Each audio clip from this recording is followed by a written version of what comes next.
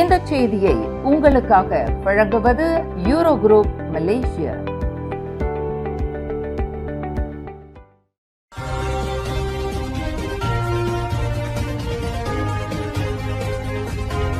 வணக்கம். திசைகளின் 5 மணி செய்திகள். ஒற்றுமை அரசாங்கத்தில் ஜாசேகா தொடர்ந்து நீடிக்கும், சைஃபுடின் நம்பிக்கை. வரும் ஞாயிற்றுக்கிழமை நடைபெறவுள்ள ஜாசேகா சிறப்பு மாநாட்டில் அக்கட்சி ஒற்றுமை அரசாங்கத்தில் தொடர்ந்து நீடிக்க முடிவு செய்யும் என பக்காத்தான் ஹராப்பான் பொதுச் செயலாளர் சைஃபுடின் நசுத்தியோன் இஸ்மாயில் நம்பிக்கை தெரிவித்துள்ளார். நாட்டின் நலனுக்கும் அரசியல் நிலைத்தன்மைக்கும் ஜாசேகா முன்னுரிமை அளிக்கும் என்றும் அரசாங்கத்தின் தொடர்ச்சியை உறுதி செய்யும் என்றும் அவர் தமது நம்பிக்கையை வெளிப்படுத்தினார். நாட்டின் பழமையான அரசியல் கட்சிகளில் ஒன்றான ஜாசேகா தலைமையிடம் அரசியல் விவேகம் இருப்பதாகவும் சைஃபுடின் கூறினார். வரும் ஞாயிற்றுக்கிழமை நடைபெறும் சிறப்பு மாநாட்டில் நாடாளுமன்றத்தின் எஞ்சிய காலத்திற்கு அரசாங்கத்தில் தொடர்ந்து இருப்பதா அல்லது அரசாங்க பதவிகளில் இருந்து விலகுவதா என்பதை 4264 ஜாசேகா பேராளர்கள் வாக்களித்து முடிவு செய்ய உள்ளனர். சபா தேர்தலில் ஜாசேகா படு தோல்வி அடைந்ததுடன் ஜோஹோர் மற்றும் நக்ரி செம்பிலான் தேர்தல்களிலும் பக்காத்தான் ஹராப்பான் கடும் பின்னடைவை சந்தித்ததை தொடர்ந்து இந்த சிறப்பு மாநாடு நடைபெறுகிறது. இதனிடையே தீவிரவாத சக்திகள் வலுப்பெறுவதை தடுக்க ஜாசேகா அரசாங்கத்தில் தொடர்ந்து இருக்க வேண்டும் என பேரா ஜாசேகா ஆதரவு தெரிவித்துள்ளது. தபோங் ஹஜி யாத்ரீகர் வாரியம் தொடர்பான அரச ஆணைய விசாரணை அறிக்கையை நாடாளுமன்றத்தில் விவாதிக்க பாஸ் கட்சி மறுத்ததன் பின்னணியில் அம்னோவை புண்படுத்திவிடக் கூடாது என்ற அச்சம் உள்ளதா என பக்காத்தான் ஹராப்பான் ஜெலுத்தோங் நாடாளுமன்ற உறுப்பினர் RSN ராயர் கேள்வி எழுப்பியுள்ளார். வரும் மலாக்கா மாநில தேர்தலில் அம்னோவுடன் ஒத்துழைக்கும் வாய்ப்பை இழந்துவிடக் கூடாது என்பதற்காக பாஸ் இவ்வாறு நடந்து கொண்டதா என்றும் ராயர் கேள்வி எழுப்பினார். இஸ்லாம் மற்றும் மலாய்க்காரர்களின் நலனை உண்மையாக பாதுகாக்கிறோம் என்றால் ஆகஸ்ட் 11ஆம் தேதி நடைபெற்ற சிறப்பு நாடாளுமன்ற அமர்வில் பாஸ் உறுப்பினர்கள் அனைவரும் ஏன் வெளியேறினர் என ராயர் தனது முகநூல் பதிவில் கேள்வி எழுப்பினார். மேலும் தபோங் ஹஜி பணத்தை முறைகேடாக பயன்படுத்தியவர்கள் யார் என்பது தற்போது தெரிந்துவிட்ட நிலையில் பொறுப்பானவர்கள் மீது நடவடிக்கை கோரி பாஸ் மிகப்பெரிய போராட்டத்தை நடத்துமா என்றும் ராயர் கேள்வி எழுப்பியுள்ளார். கோம்பா LRT நிலையத்தில் இன்று காலை பயணி ஒருவர் மயக்கமடைந்து தண்டவாளத்தில் விழுந்ததாக ரேபிட் KL தெரிவித்துள்ளது. காலை 9:05 மணியளவில் இந்த சம்பவம் நடந்ததாகவும் உடனடியாக பாதுகாப்பு கருதி பிளாட்ஃபார்ம் இன்ட்ரூஷன் எமர்ஜென்சி ஸ்டாப் எனப்படும் அவசர நிறுத்து அமைப்பு செயல்படுத்தப்பட்டு தண்டவாளத்துக்கான மின்சாரம் தற்காலிகமாக துண்டிக்கப்பட்டதாகவும் கூறியது.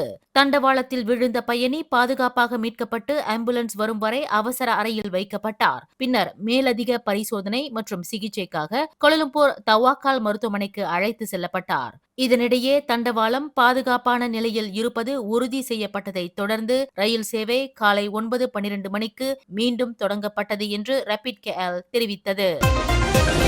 புத்ராஜயாவில் இன்று நடைபெற்ற போக்குவரத்து அமைச்சின் தேசிய தின மாதாந்திர கூட்டத்தில் சாலை பாதுகாப்பு தொடர்பான புதிய முயற்சி ஒன்றை சாலை போக்குவரத்து துறையான JPJ அறிமுகப்படுத்தியுள்ளதாக போக்குவரத்து அமைச்சர் ஆந்தனி லோக் சியூஃபுக் தெரிவித்தார். அனிமேஷன் தயாரிப்பு நிறுவனத்துடன் இணைந்து சாலை பாதுகாப்பு குறித்த விழிப்புணர்வு செய்திகளை மக்களிடம் கொண்டு சேர்க்கும் வகையில் பல்வேறு அனிமேஷன் படைப்புகளை JPJ தயாரிக்க உள்ளதாக அவர் கூறினார். குறிப்பாக பள்ளி பருவத்தில் இருந்தே குழந்தைகளிடையே சாலை பாதுகாப்பு குறித்த விழிப்புணர்வை ஏற்படுத்துவதே இம்முயற்சியின் முக்கிய நோக்கமாகும் என்று ஆந்தனி லோக் விவரித்தார். Seperti yang saya nyatakan tadi, sasaran utama kita ialah kepada golongan kanak-kanak supaya menyemai satu kesedaran berkenaan dengan keselamatan kepada mereka dari bangku sekolah lagi.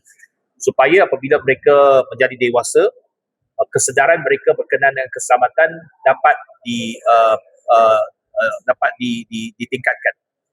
Apabila kita memberikan kesedaran keselamatan ini kepada kanak-kanak, secara tidak langsung dia juga dapat mengubah sikap ibu bapa mereka. குழந்தைகள் சாலை விதிகளை பின்பற்றுவது தொடர்பாக தங்களது பெற்றோருக்கு அறிவுறுத்துவதன் மூலம் பெற்றோரின் வாகனம் செலுத்தும் பழக்கத்திலும் நேர்மறையான மாற்றத்தை ஏற்படுத்த முடியும் என அவர் கூறினார். சாலை பாதுகாப்பு செய்திகளை மக்களிடம் கொண்டு சேர்ப்பதற்கு ஆக்கப்பூர்வமான மற்றும் புதுமையான அணுகுமுறைகள் அவசியம் என குறிப்பிட்ட லோக் JPJ-யின் இந்த முயற்சியை வரவேற்பதாகவும் தெரிவித்தார். இந்நிகழ்வில் போக்குவரத்து அமைச்சின் தலைமை செயலாளர் டத்துஸ்ரீ ஜனா சந்திரன் மற்றும் அமைச்சின் உயர் அதிகாரிகள் கலந்து கொண்டனர். வரும் ஞாயிற்றுக்கிழமை நடைபெறவுள்ள ஜாசேகாவின் தேசிய பேராளர் மாநாட்டை முன்னிட்டு தாம் பதற்றமாக இருப்பதாக வெளியான கருத்துக்களை அக்கட்சியின் பொதுச் செயலாளர் ஆந்தனி லோக் மறுத்துள்ளார். புத்ராஜயாவில் இன்று போக்குவரத்து அமைச்சின் மாதாந்திர கூட்டத்தில் கலந்து கொண்ட பின்னர் செய்தியாளர்களிடம் பேசிய போக்குவரத்து அமைச்சருமான ஆந்தனி லோக் தாம் மிகவும் நிதானமாக இருப்பதாக கூறினார். இன்றைய செய்தியாளர் சந்திப்பு தமது கடைசி சந்திப்பாக இருக்குமா என்ற கேள்விக்கு நான் அப்படி சொல்லவே இல்லை. தேசிய பேராளர் மாநாடு முடிந்த பிறகு பேசலாம் என்றார். தேசிய மாநாட்டில் கூட்டரசு அரசாங்கத்தில் ஜாசேகா தொடர்ந்து இடம்பெறுவதா அல்லது விலகுவதா என்பது உள்ளிட்ட கட்சியின் எதிர்கால திசை குறித்து முடிவு செய்யப்பட உள்ளது. இது தொடர்பான தீர்மானத்தை ஆந்தனி லோக் முன்வைக்க உள்ள நிலையில் 1704 கிளைகளைச் சேர்ந்த 4264 பேராளர்கள் வாக்களிக்க உள்ளனர். கடந்த ஆகஸ்ட் 7ஆம் தேதி இரவு 9 மணி அளவில் சிரம்பானில் இருந்து கூலிம் பேருந்து நிலையத்திற்கு வந்த பெண்ணிடம் கழிப்பறை அருகே ஒரு மோட்டார் சைக்கிளில் முகவரி கேட்பது போல் நடித்து கணவன் மனைவி என கூறப்படும் இருவர் 6000 ரிங்கிட் மதிப்புள்ள தங்க சங்கிலியை பறித்து சென்றதாக பாதிக்கப்பட்ட பெண்ணின் கணவர் நாராயணன் சுப்பிரமணியம் புகார் அளித்துள்ளார். சம்பவத்தின் போது தனது துணைவியார் கீழே தள்ளப்பட்டதில் இடுப்பில் காயமும் கண்ணில் லேசான வீக்கமும் ஏற்பட்டதாகவும் அவர் கூறினார். இச்சம்பவம் தொடர்பாக போலீஸ் துறையில் புகார் அளிக்கப்பட்ட நிலையில் குற்றவாளிகளை அடையாளம் காண சிசிடிவி காட்சிகளை பெற முயன்ற போது கூலிம் மாவட்ட பேருந்து நிலையத்தில் பொருத்தப்பட்டிருந்த சிசிடிவி கேமராக்கள் நீண்ட காலமாக செயல்படவில்லை என்று தங்களுக்கு தெரிவிக்கப்பட்டது அதிர்ச்சியை அளிப்பதாக உள்ளது என்று நாராயணன் தெரிவித்தார். இச்சம்பவத்தில் தனது மனைவியின் உயிருக்கு ஆபத்து ஏற்பட்டிருக்குமானால் அதற்கு இவர்கள் பொறுப்பேற்பார்களா என்று அதிர்ச்சி கலந்த தொனியில் நாராயணன் கேள்வி எழுப்பினார். நான் போலீஸ் கேட்கறப்ப அப்ப போலீஸ் என்ன சொன்னாங்கன்னாக்கா அது மஜ்லிஸ் பண்டராயன்ல இருக்கு, அவங்க வேலை செய்யலன்னு சொல்றாங்க. இந்த கூலிம் கஸ்டம்லயே அந்த ஒரு பஸ் ஸ்டாப் தான் இருக்கு. 24 மணி நேரம் ஆள் வந்துட்டு போறாங்க. அவங்க அலட்சியமா சொல்றாங்க சிசிடிவி வேலை செய்யலன்னு. இப்ப என்னோட வைஃபோட சங்கிலியை அறுத்துட்டு போயிட்டாங்க. திடீர்னு உயிருக்கு ஏதாவது ஆபத்து ஆச்சுனாக்கா இதுக்கு யார் பொறுப்பு? கூலிம் நகராண்மை கழகத்தின் கண்காணிப்பில் உள்ள சிசிடிவிகளுக்கான பராமரிப்பு நிறுவன ஒப்பந்தம் ஜூன் மாதத்துடன் முடிவடைந்ததாகவும் புதிய ஒப்பந்ததாரரை தேர்வு செய்யும் நடவடிக்கை நடைபெற்று வருவதாகவும் நகராண்மை கழகம் தெரிவித்ததாக பாதிக்கப்பட்ட பெண்ணின் சகோதரர் ராஜ்குமார் ராமநாதன் திசைகளிடம் கூறினார். எனினும் நகராண்மை கழக அதிகாரிகள் வழங்கிய பதில் மிகவும் அலட்சியமாக இருந்ததை அவர் வேதனையுடன் சுட்டிக்காட்டினார். அப்ப கூலி மோட்டார்ல மொத்தம் எத்தனை சிசிடிவி இருக்கு, அண்ட் அவங்களுக்கு கீழே எத்தனை சிசிடிவி இருக்கோ அந்த இடத்துல விபத்து நடக்கலாம்,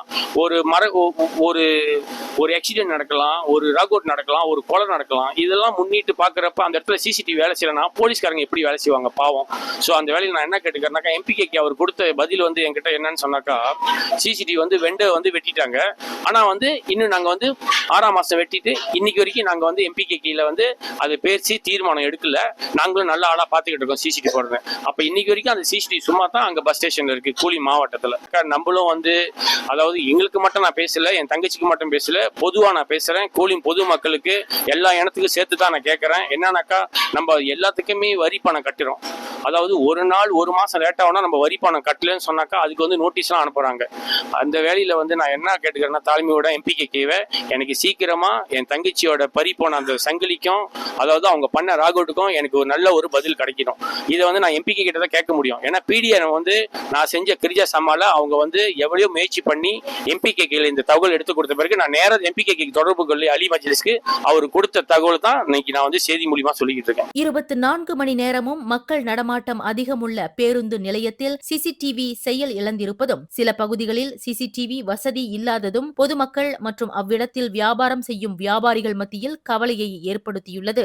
நாளை ஏதேனும் பெரிய சம்பவம் நடந்தால் அதற்கு யார் பொறுப்பு? கூலிம் நகராண்மை பதிலளிக்குமா என பாதிக்கப்பட்ட தரப்பினர் கேள்வி எழுப்பியுள்ளனர். பொதுமக்களின் பாதுகாப்பை கருத்தில் கொண்டு சிசிடிவி கண்காணிப்பு அமைப்பை உடனடியாக மீண்டும் செயல்பாட்டுக்கு கொண்டு வர வேண்டும் என்பதே பொதுமக்களின் கோரிக்கையாக உள்ளது. கிளானா ஜயா எல்ஆர்டி ரயில் சேவை இன்று காலை 10:25 மணிக்கு வழக்க நிலைக்கு திரும்பியது. காலை 9:28 மணியளவில் யூனிவர்சிட்டி நிலையத்தில் ஏற்பட்ட மின்சார தடையால் தமான் ஜயா மற்றும் யூனிவர்சிட்டி நிலையங்களுக்கு இடையே ஒரு ரயில் நடுவழியில் சிக்கியது. ரயிலில் இருந்த பயணிகள் மீட்பு ரயிலுக்கு பாதுகாப்பாக மாற்றப்பட்டு அருகிலுள்ள நிலையத்திற்கு அழைத்து செல்லப்பட்டதாக ரேபிட் கேஎல் தெரிவித்துள்ளது. தற்காலிக மாற்று ரயில் சேவைகள் இயக்கப்பட்டு தொழில்நுட்ப குழுவினர் பாதிக்கப்பட்ட மின்சார அமைப்பை ஆய்வு செய்து பழுது பார்த்தனர். இந்த சம்பவத்தில் பயணிகள் எவரும் காயமடையவில்லை என தெரிவிக்கப்பட்டுள்ளது. பாதிக்கப்பட்ட ரயில் சேவையிலிருந்து அகற்றப்பட்டு மின் தடைக்கான காரணத்தை கண்டறிய முழுமையான பரிசோதனைக்கு உட்படுத்தப்பட்டுள்ளது. மேலும் செய்திகளை தெரிந்து கொள்ள கீழே இருக்கும் பெல் பட்டனை அழுத்துங்கள். உங்கள் மகிழ்ச்சியை வெளிப்படுத்த லைக் மற்றும் ஷேர் செய்யுங்கள். தொடர்ந்து திசைகளோடு இணைந்திருக்க சப்ஸ்கிரைப் செய்யுங்கள்.